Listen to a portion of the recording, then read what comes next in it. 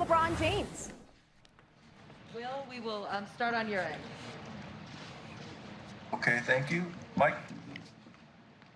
Hey, LeBron, Mike Trudell in LA. I believe you would have just finished your junior year in high school, 2002. Kobe and Shaq both go for 30-plus against the Nets. Game 3, the finals.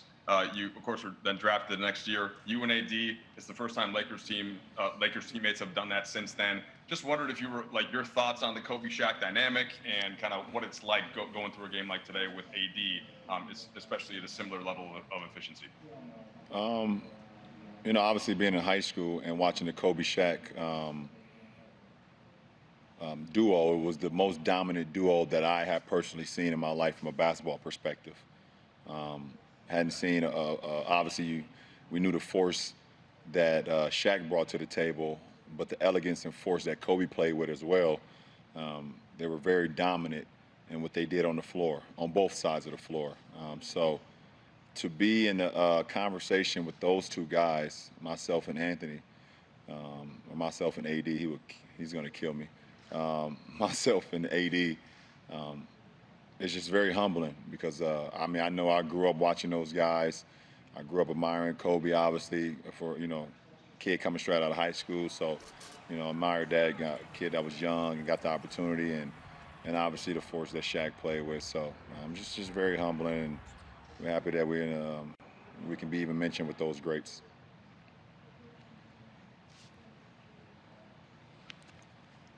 LeBron, both AD and Frank kind of indicated that they, even though it's a win, they weren't totally happy with how things went today, defensively, especially. Frank had mentioned. Do you agree with that? And if so, what concerns you about?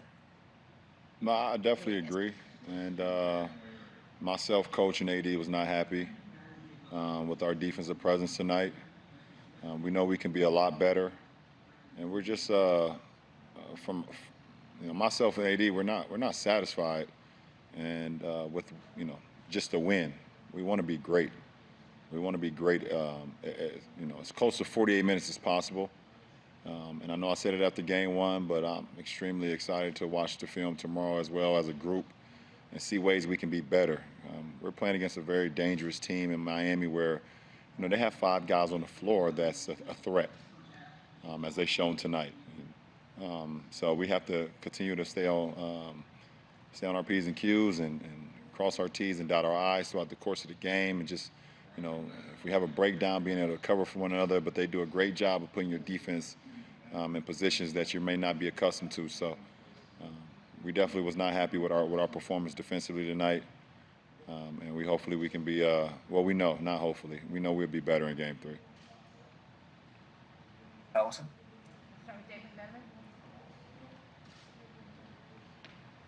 LeBron, if you indulge me on the Kobe-Shaq line of questioning, obviously Shaq, big post presence, a 5 as much as a 5 can be, Kobe perimeter and all that. You and AD seem to have elements, maybe a bit of both of their games.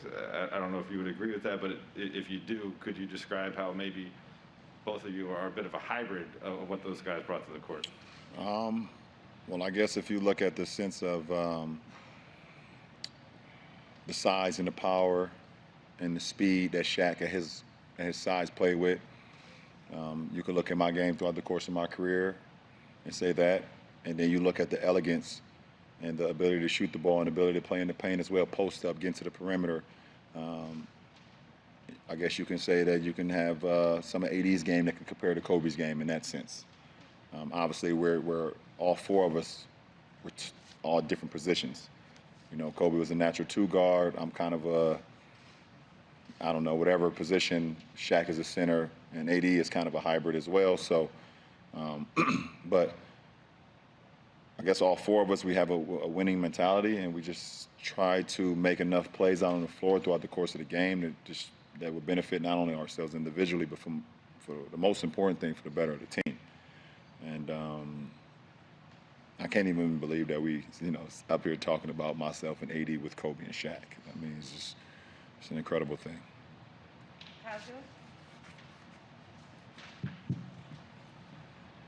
In the third quarter, you guys had an 18-point lead, and pretty close to that point, the Heat had timeout and UD was talking to the guys and really fired up. And at that point, it seemed like there was maybe a turn in momentum and they started attacking aggressively.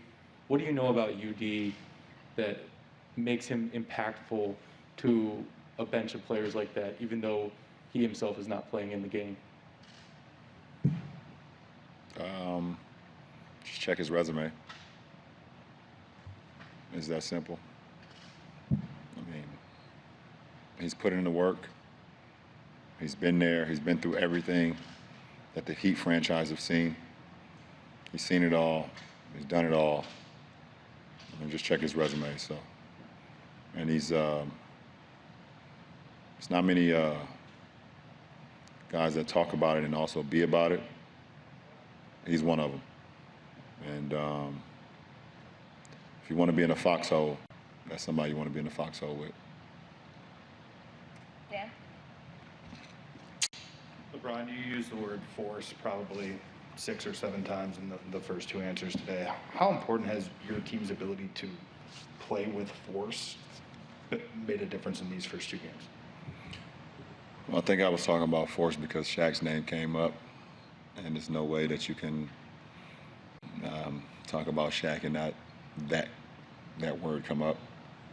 From a team's perspective, I think we've done a good job of, one, not turning the ball over, but also still being able to play with force, as you would say, play with tempo offensively, get good looks, get looks that we like, make or miss, and live with the results. Now, we have to play with that type of force defensively, but also from a cerebral side as well, from thinking the game a little bit better as they're going through their offense and their pace and their force as well. We got to be a lot better, obviously, on that side. We'll send it back to Will for a couple. All right, I'll take a couple more. Andy Kamenetsky.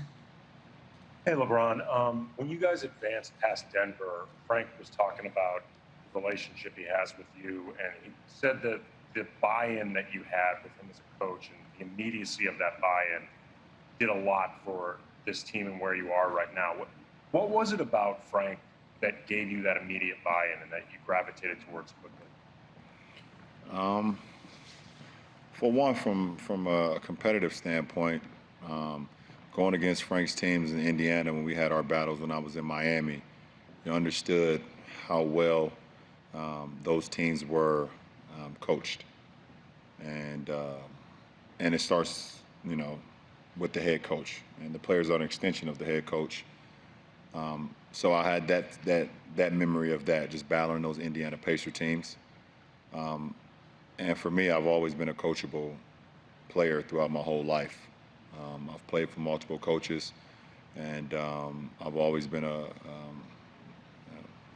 coachable player. So, the respect, more importantly, he's the head coach, and the head coach should have the respect from all his players, no matter who you are, if you're really serious about trying to make an impact or really trying to do something special. So, it was just that simple for me personally.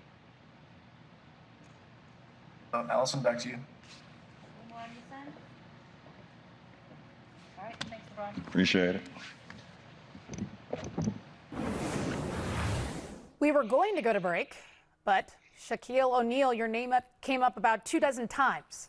A lot of roses coming your way, Shaq.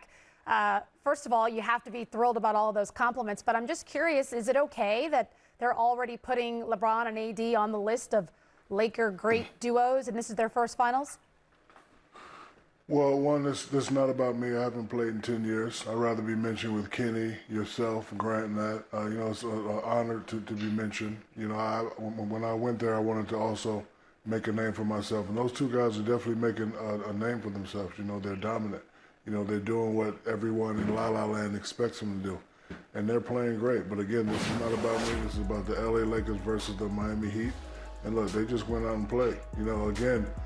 Going to the finals in 94, 95, getting embarrassed by Kenny, I always said to myself, if I make it back to the finals again, I have to dominate. Don't be nice, bully ball, elbow people, throw them out the way.